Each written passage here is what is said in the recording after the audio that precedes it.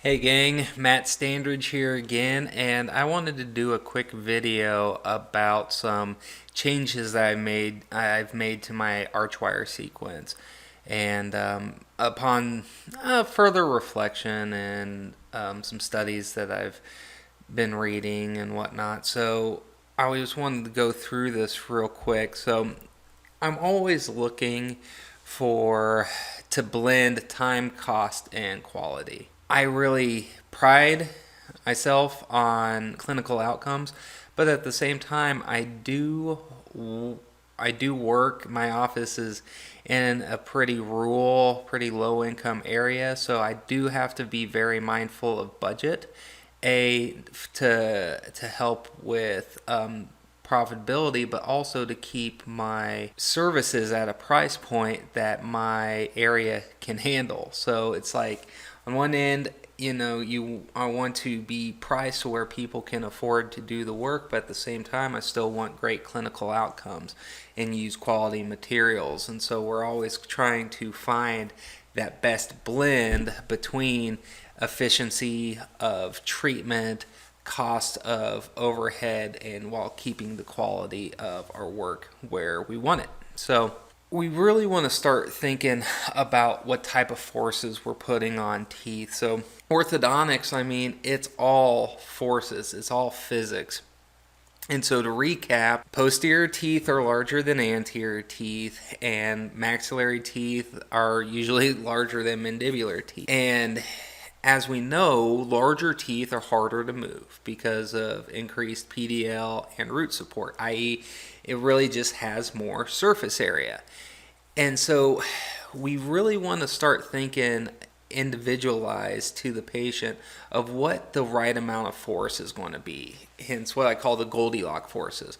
We don't want too much force. We don't want too little force. We want it just right.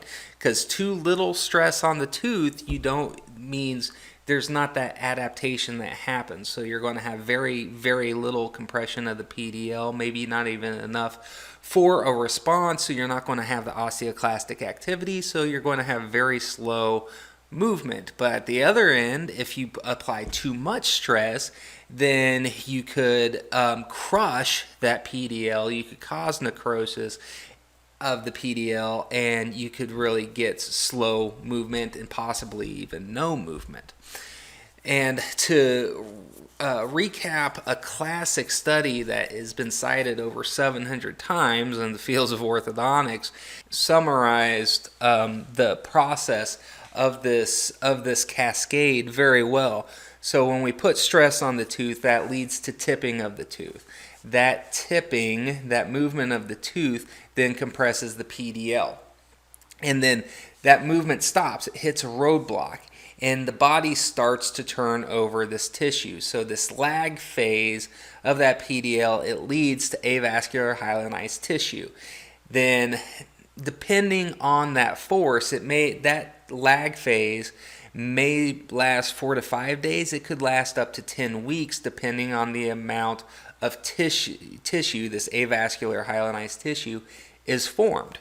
And so the goal really should be, for efficiency's sake, it should be to apply enough force to activate that movement, and you also have to maintain that force. You can't just put a little force and release. That's why, like with aligners, you have to hammer it home. Wear them 22 out of the 24 hours of the day, because you need that light, continuous force in order to move teeth. Well, there's a great study done in 2015, and what they did was they studied the force level on average sized teeth in both upper and lower arches to determine what is the optimal force per tooth, because each tooth is going to have its own unique force that would be ideal because of the surface area of each tooth. This is where a lot of those variable force wires, like the Ormco smart arch wires, and there's others as well. This is kind of what they base that theory, base that treatment off of. Is of this way of looking at things. Well, in this study, they did measure an 014 copper NiTi because that is a very common starting wire in a lot of orthodontic practices. And there's a lot of people who start off with that wire. Some people, they go by fit. So like when you put the wire in, what's the largest wire that can be comfortable putting it in and all that stuff. But they measured the 014, and what they found was that this wire, it provides too little force on the teeth on the upper arch, and then but on the lowers it actually a lot of times puts too much force on these lower anteriors. And so this study is again where a lot of these variable arch variable force wires have come into play. So me, again, I'm always looking for what's going to be efficient and effective but keep my overhead in control, right? So this is my latest Archwire sequence that I figured I'd share with you. I use this with self-ligating brackets.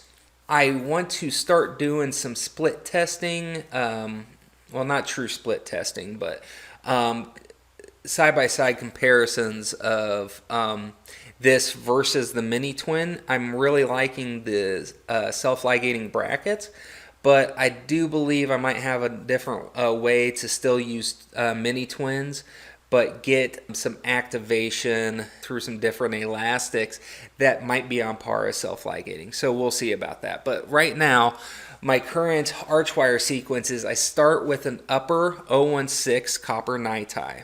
Now, if they have severe rotations or crowding and I can't get a full engagement into the bracket, then I may do an 013.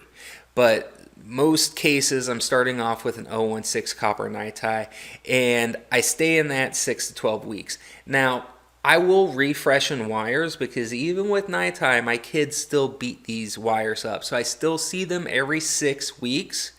And I may just go 2 rounds of 016. If they have severe rotation, severe crowdings, I need to get full arch engagement, then I'll start off with an 013, then in 6 weeks later, maybe move up to an 016 if they're ready. On the lower though, I'm starting off with 013 copper NiTis, and if they're severely crowded and I don't want to, I just really want light forces, I may use a standard 012 NiTi. But the goal is after reevaluate every 6 weeks, then move up into the copper 016. And then after I think I'm done with the copper 016, I'm taking a pano, because really most of your mesial distal tipping and most of your rotations should be pretty well done by that point. Because we're not really moving to a rectangular wire until a lot of that's done, because a rectangular wire, that's where we're going to get our torque, right? But before we move into that torque, we really want most of our tipping and rotations to be pretty well done. If I couldn't get the bracket in the right position and we need to change bracket placement, this is the time to do so. After I take a pan, I look at the root angulations, and then I will re-bracket and then either use an 016 or an 018 copper NiTi after re-bracketing. Okay? Then after that is done and we're ready, then we move to the 014 by 025 copper NiTis and beyond, and I'll go through that here. And I get my stuff through Ortho Arch. I'm also playing with the Carrier bracket system, their motion appliance, and their SLX 3D brackets and their M series wires. Right now, as recording, we're closed due to the whole COVID thing. But once we get back, I have some cases, and I'm going to start about 3 cases with those SLX brackets in the M-Wire series. So we'll see how those kind of go head to head. But right now, looking at my kit here, it's the same thing, upper and lower. I have 013, 016, 018, 014 by 025, 018 by 025, and then 018 by 025 TMA. So the 018s I only really use if I need to do bracket repositioning, or if I just have like a tricky tooth that I just need a little bit of an in-between size, right?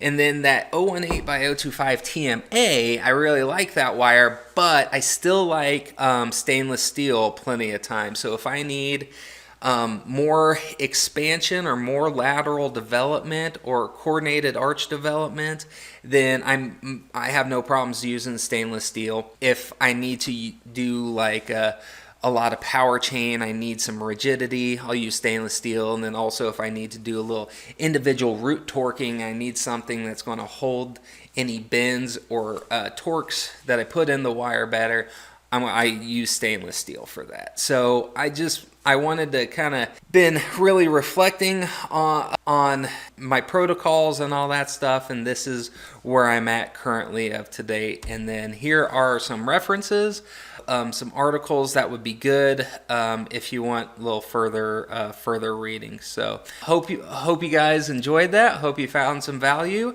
and I'll talk to you later. Take care.